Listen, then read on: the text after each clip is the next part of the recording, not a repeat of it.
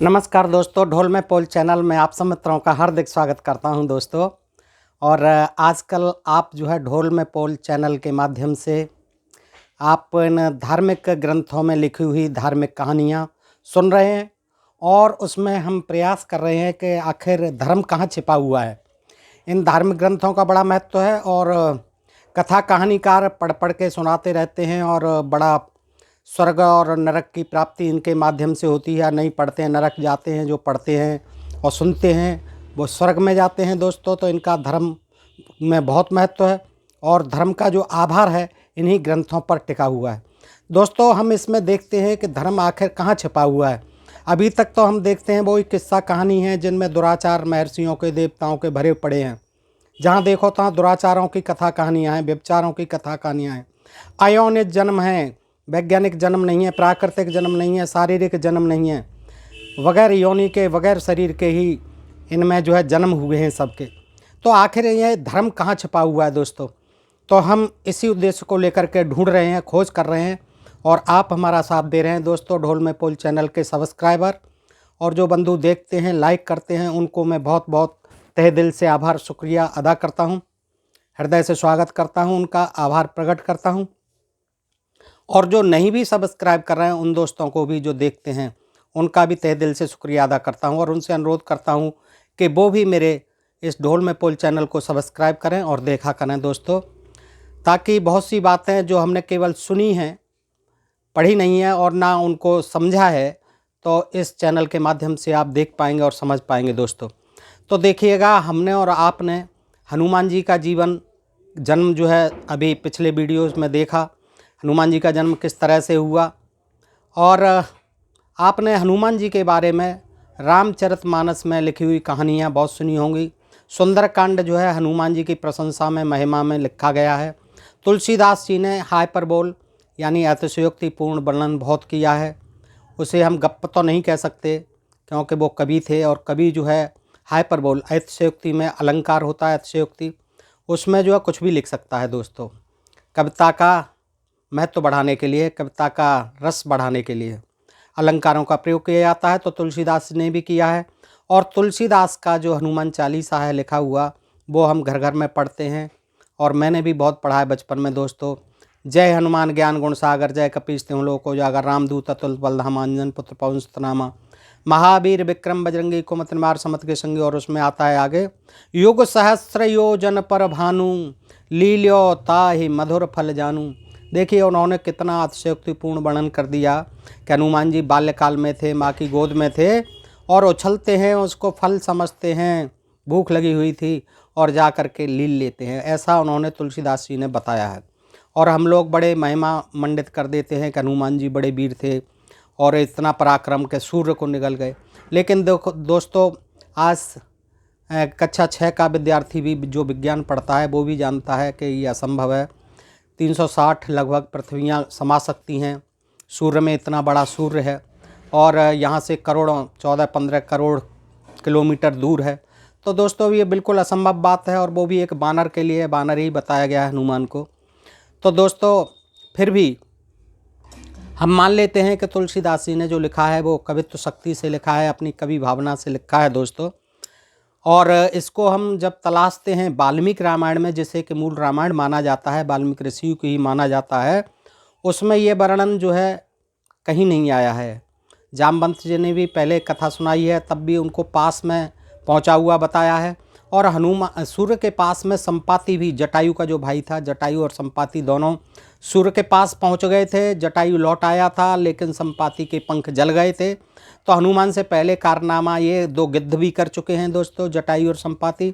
वही जटायु जिसे रावण ने जो है घायल करके पटक दिया था, सीता जी को चुरा के ले जा रहा था जब। तो दोस्तों वो संपाति की कथा भी वाल्मीकि रामायण में है, तुलसीकृत रामायण में भी है। और संपाति जो है कथा इन बानरों को सुनाता है अपनी, जब ये समुद्र तट पर होते हैं सीता को खोजने के लिए। तो दोस्तों आइए आज हम देखते हैं उत्तरकांड में, वाल्मीकि रामायण में। इसमें भी वर्णित है कि हनुमान जी ने लीला नहीं था, वो पास में पहुँचे थे और किस प्रकार इंद्र भी वहाँ था। इंद्र ने जो है उनकी हनुमान की ठोड़ी में वो मारा अपना वज्र और उससे एक हिस्सा जो उनका टूट गया और उसी से उनका इंद्र ने कह दिया कि इनका नाम हनुमान हो गया। तो दोस्तों बड़ा विचित्र प्रसंग है, आइए सुनते हैं उत्तरकांड से। ये जो है 35वां सर्ग है और पृष्ठ 696 पर है दोस्तों, श्री वाल्मीकि रामायण। और दोस्तों आप इन पुस्तकों को मंगा सकते हैं। कुछ आनंद रामायण के बारे में भी दोस्त पूछ रहे हैं, तो आनंद रामायण भी वाराणसी से प्रकाशित है, मैं उसका कमेंट में डाल दूंगा पता, जो आप उसे मंगाइए, पढ़िए। बहुत अच्छी पुस्तकें हैं, पढ़ने में कोई बात नहीं है और इनसे बहुत जानकारी हमें मिलती है। तो दोस्तों रामचंद्र जी महाराज बैठे हुए हैं और अगस्त मुनि से प्रश्न करते हैं, देखिएगा।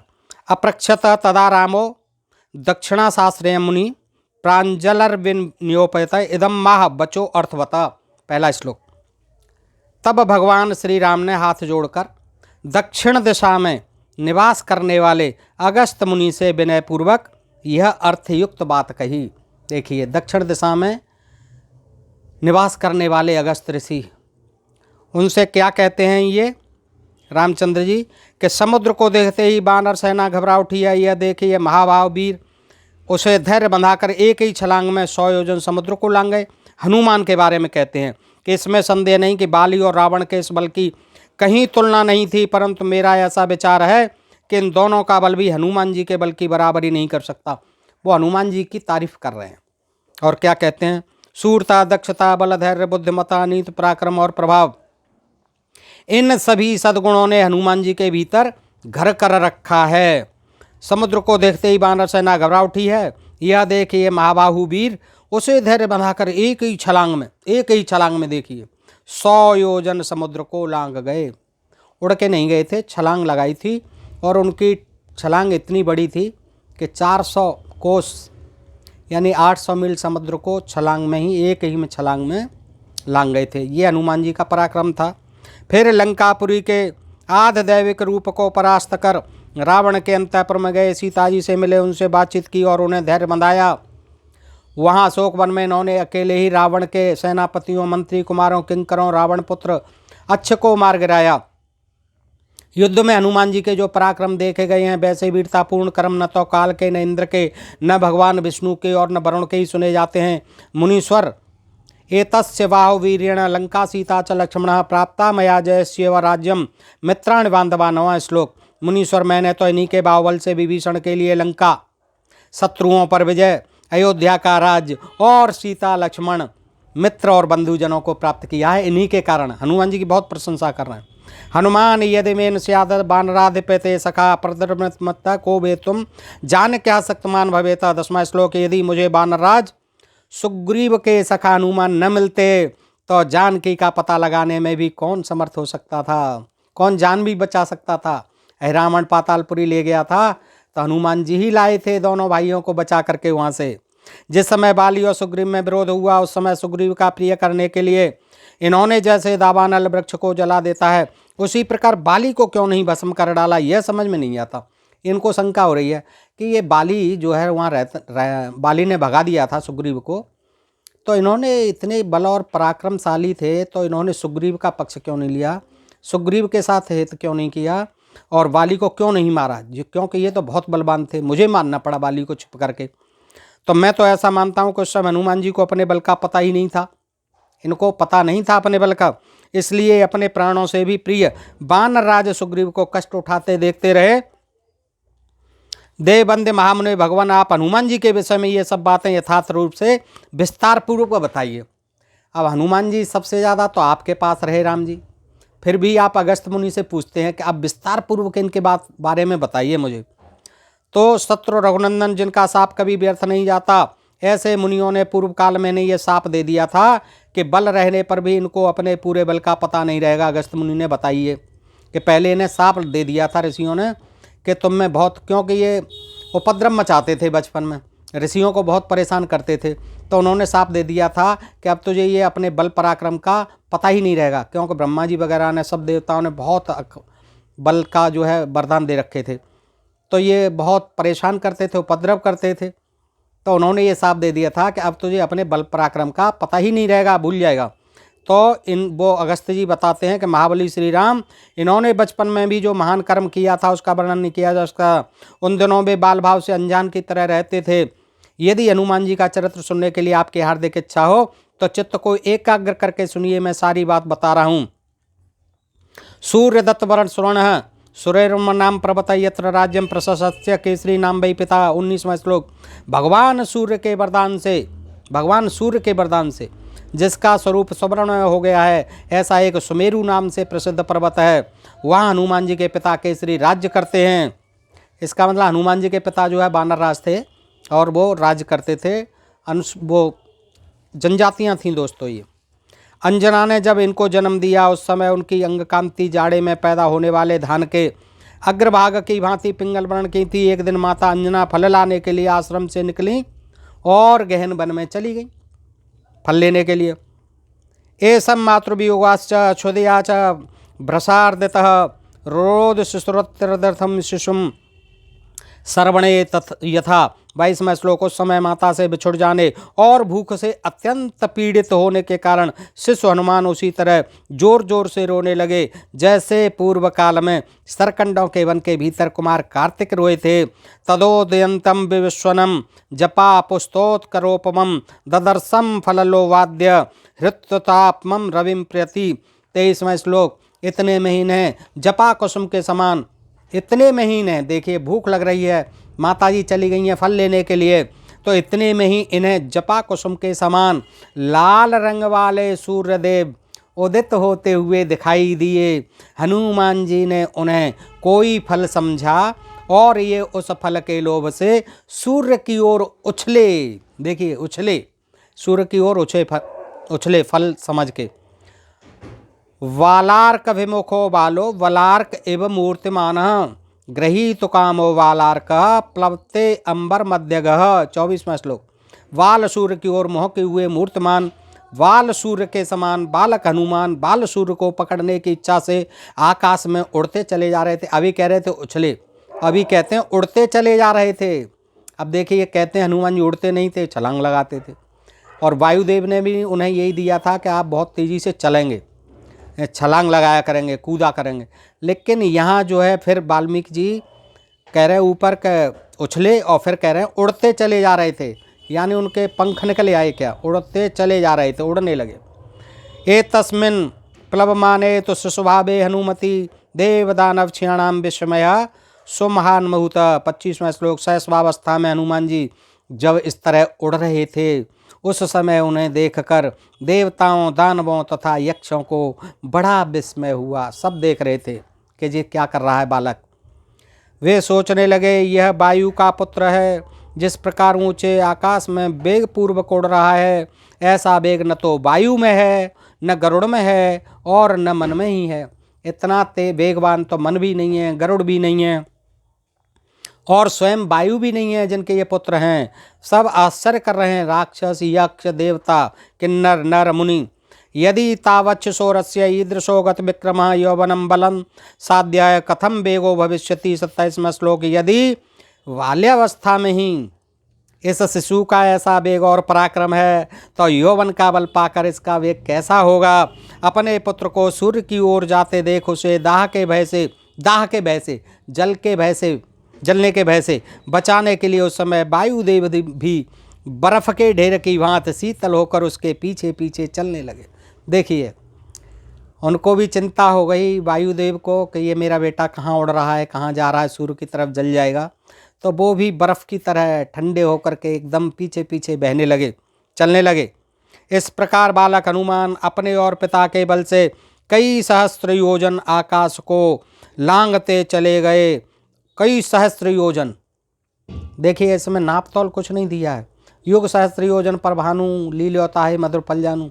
तुलसीदास के उसको आधार बना करके और इधर उधर से बिड़ा करके कल्प और योग सब बता देते हैं कि वो सही गणना की थी सूर्य की तुलसीदास जी ने। तो देखिए यहाँ कहते हैं कई सहस्त्र योजन आकाश को लांघते चले गए और सूर्यदेव के समीप पहुँच गए। लीला नहीं, समीप पहुँच गए। कई सहस्त्र, अब पता नहीं कितने सहस्त्र योजन गए। देखिए वाल्मीकि जी को भी पता नहीं है ये।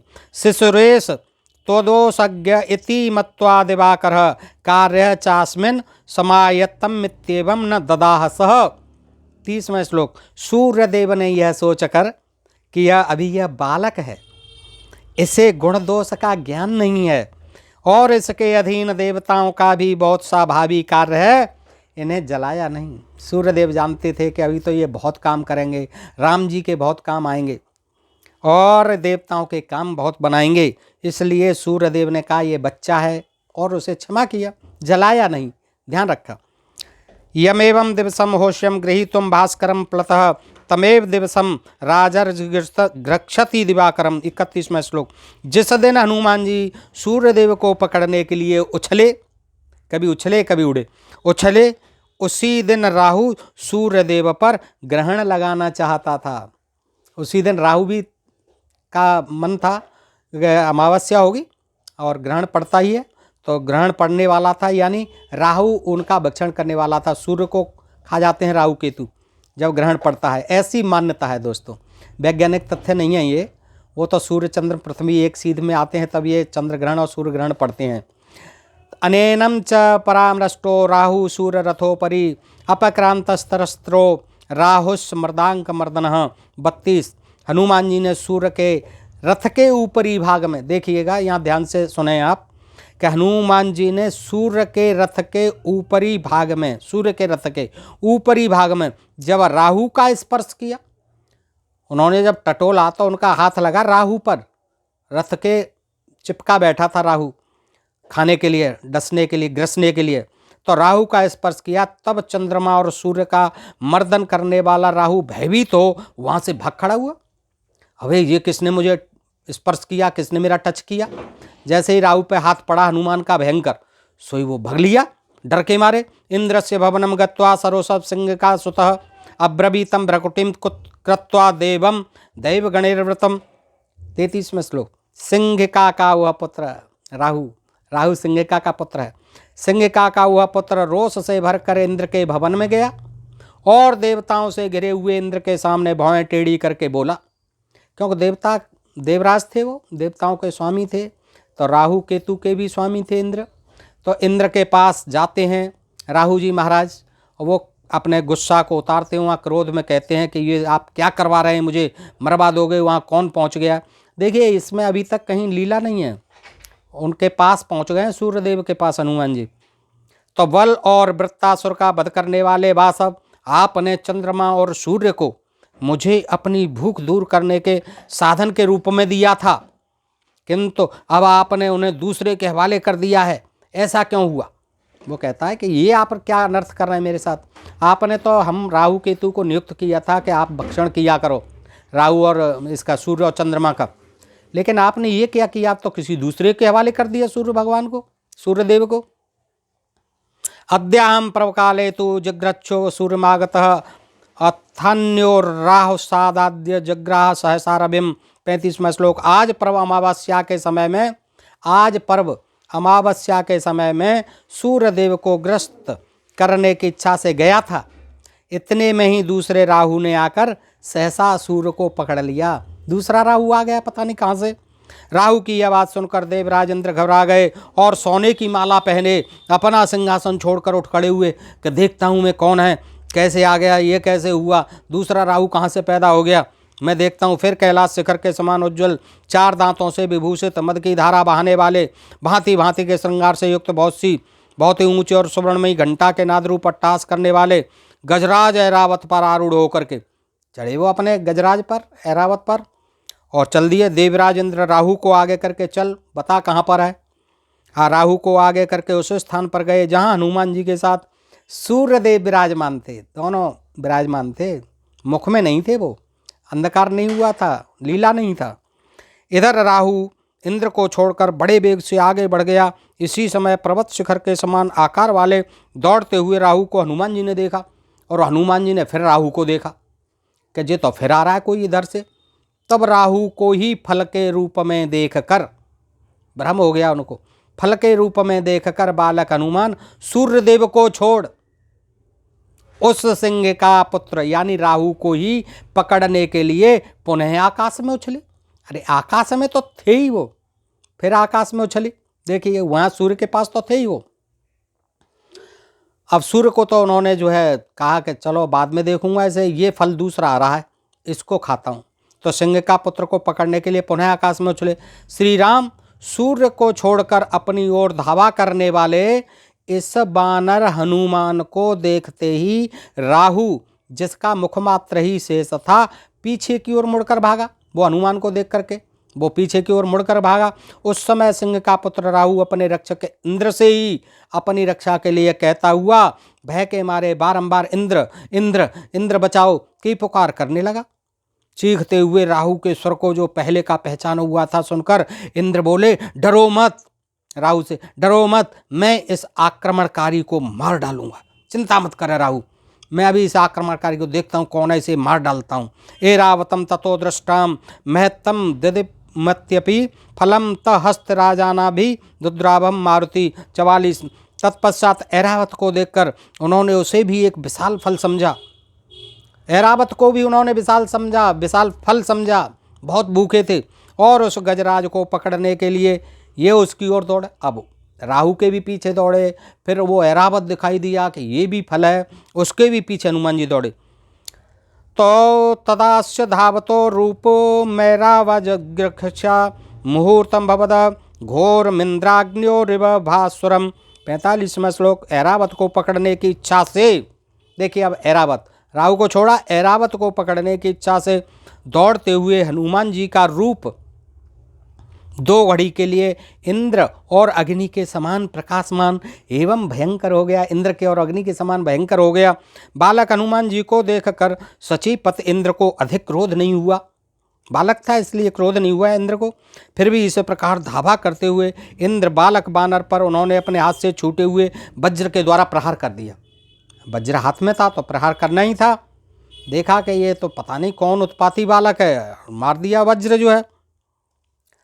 ततो गिरो पपाते स इंद्र वज्राभिताड़ितः पतमानस्य चैतस्य वामा हनुर्भज्यतः।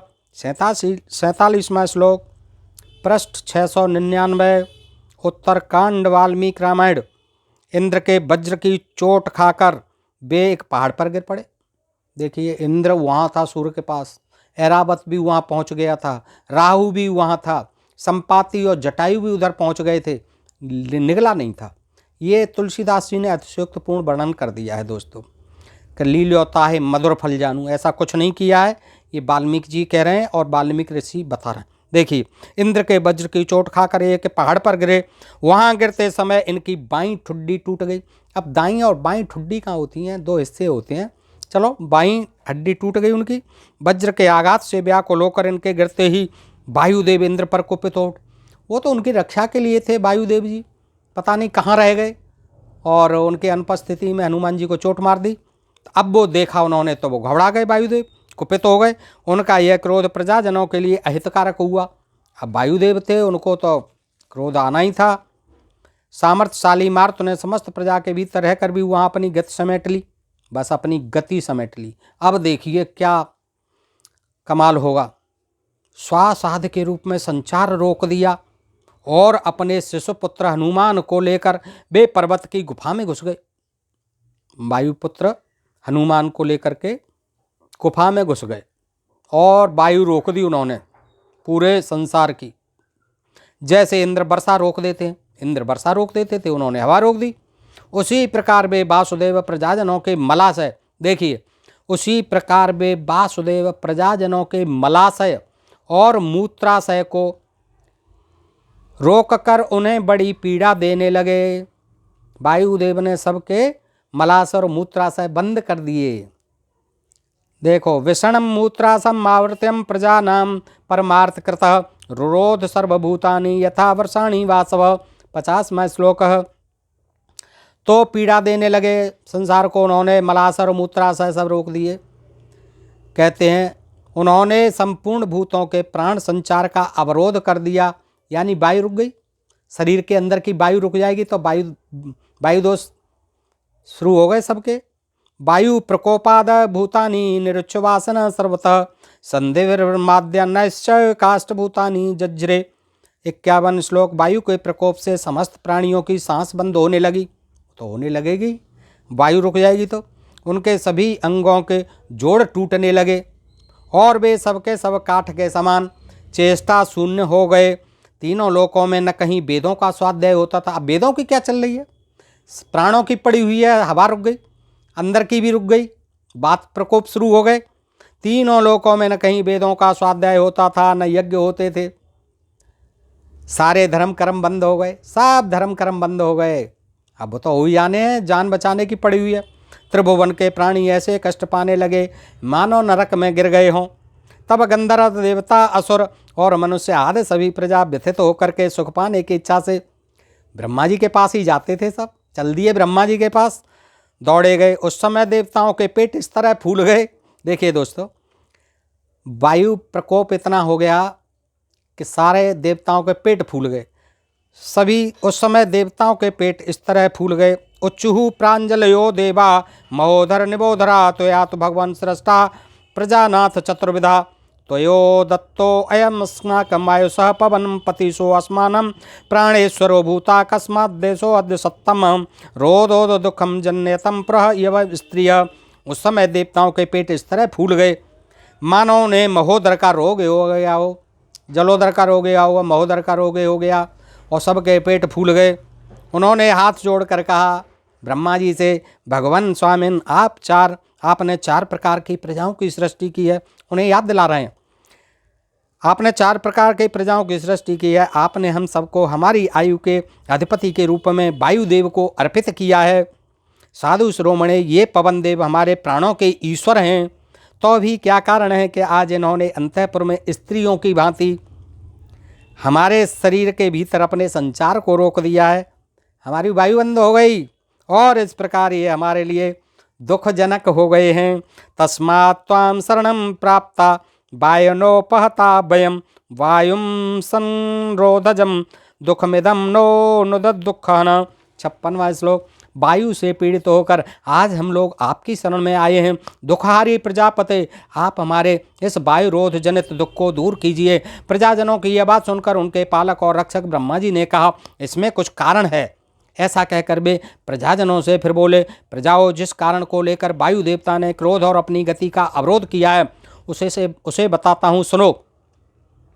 यह कारण तुम्हारे सुनने योग्य और उचित है। आज देवराज इंद्र ने राहु की बात सुनकर वायु के पुत्र को मार गिराया है, इसलिए वे कुपित हो उठे हैं। वायुदेव स्वयं शरीर धारण करके समस्त शरीरों में उनकी रक्षा करते हुए विचरते हैं। वायु के बिना ये शरीर सूखे काठ के समान हो जाता है, बिल्कुल हो जाता है। वायु हुई सबका प्राण है, सत्य कह रहे हैं ब्रह्मा जी। वायु हुई सुख है और वायु ही यह संपूर्ण जगत है। वायु से प्रत्यक्त होकर जगत कभी सुख नहीं पा सकता। वायु ही जगत की आयु है। उस समय वायु ने संसार के प्राणियों को त्याग दिया है, इसलिए वे सब के सब निष्प्राण होकर काठ और दीवार के समान हो गए हैं। आदित्य पुत्रों, देवताओं, अतः अब हम उस स्थान पर चलते हैं जहाँ हम सबको पीड़ा देने वाले वायुदेव छिपे बैठे हैं। कहीं ऐसा न हो कि उन्हें प्रसन्न किए बिना हम सबका विनाश हो जाए। तदनंतर देवता, गंधर्व, नाग और गुह्यक आदि प्रजाओं को साथ ले प्रजापति ब्रह्मा जी उस स्थान पर गए जहाँ वायुदेव इंद्र द्वारा मारे गए अपने पुत्र को लेकर बैठे हुए थे। यहाँ वाल्मीकि जी ने बताया कि वो मर गए, मारे हुए हनुमान जी को लेके बैठे हुए थे, मारे गए अपने पुत्र को लेके बैठे हुए थे, केवल ठुड्डी नहीं टूटी थी, मारे गए अपने पुत्र को लेकर बैठे हुए थे। तत्पश्चात चतुर्मुख ब्रह्मा जी ने देवताओं, गंधर्वों, ऋषियों, यक्षों और राक्षसों के साथ वहां पहुंचकर वायुदेवता की गोद में सोए हुए उनके पुत्र को देखा, जिसकी अंग कांति सूर्य, अग्नि और सुवर्ण के समान प्रकाशित हो रही थी। उसकी वैसी दशा देखकर ब्रह्मा जी को उस पर बड़ी दया आई। पुत्र के मारे जाने से वायुदेवता, 36वां सर्ग। पुत्र के मारे जाने से वायुदेवता बहुत दुखी थे। ब्रह्मा जी को देखकर वे शिशु को लिए हुए ही उनके आगे खड़े हो गए। पुत्र के मारे जाने से, देखिए हनुमान जी को मार दिया था इंद्र ने, पुत्र के मारे जाने से वायु देवता, और सूर्य लीलने की बात तो दूर दूर तक नहीं हुई है दोस्तों, ये देखें आप। पुत्र के मारे जाने से वायु देवता बहुत दुखी थे। ततः पिताहं दृष्टा वायुं पुत्रवधार्थितः शुष्कं तं समादाय उत्तस्थो धातुर्ग्रतः एक माह श्लोक पुत्र के मारे जाने से वायु देवता बहुत दुखी थे। ब्रह्मा जी को देखकर वे इस शिशु को लिए हुई उनके आगे खड़े हो गए।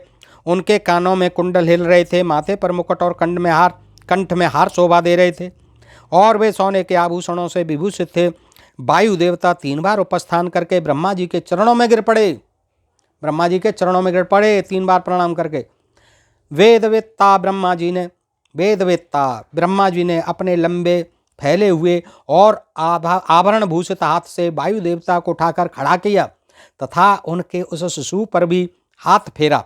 जैसे पानी से सींच देने पर सूखती हुई खेती हरी हो जाती है, उसी प्रकार कमलयोन ब्रह्मा जी के हाथ का लीला पूर्वक स्पर्श पाते ही शिशु हनुमान पुनः जीवित हो गए। देखिएगा दोस्त, हनुमान जी पुनः जीवित हो गए।